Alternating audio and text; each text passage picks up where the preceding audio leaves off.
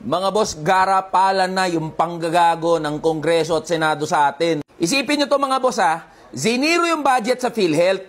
Sabi kasi ni Senadora Grace Poe ng Senate Committee on Finance, kailangan daw kasi pondohan yung ibang proyekto at programa ng gobyerno. Wala naman sanang problema yan eh. Ganyan naman talaga ang realidad ng pagbabudget. Pero putang ina nyo naman mga senador at mga congressman, lalong-lalo ka na Martin Romualdez. Ziniro nyo yung budget ng PhilHealth para pondohan kuno yung ibang mga proyekto at programa. Tapos mababalitaan namin, nilagay nyo, binalik nyo yung 26 billion pesos na pondo ng AKAP. Alam naman naming lahat na gagamitin nyo yung ayuda para sa Kapos ang Kita program para sa 2025 elections. Sige nga, sino ang may access at sino ang may say sa pamimigay ng AKAP program?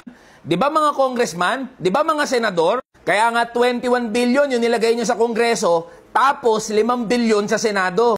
Tanungin namin kayo mga congressman tsaka mga senador, mas mahalaga yung AKAP kaysa sa kalusugan ng mamamayang Pilipino, lalong-lalo na ng mga manggagawa na buwan-buwan nagbibigay ng kontribusyon para sa PhilHealth.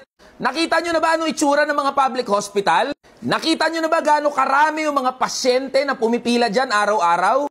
Alam nyo ba kung gaano kalimitado yung mga serbisyo na na-access ng mga pasyente dyan sa PhilHealth? Baka nga di nyo alam yan eh. Sure kami, hindi nyo alam yan. Kaya nga yan ang ginawa nyo. Prioritize nyo yung proyekto nyo kaysa ponduhan yung PhilHealth. Tapos ano nga asahan namin pag nagkandaletse-letse yung kalusugan namin? Guarantee letter mula sa mga opisina nyo? Kayo na naman yung superhero? Kayo na naman yung mababait? Putang ina nyo pala eh. Gusto nyo na naman na magkaroon kami ng utang na loob sa inyo.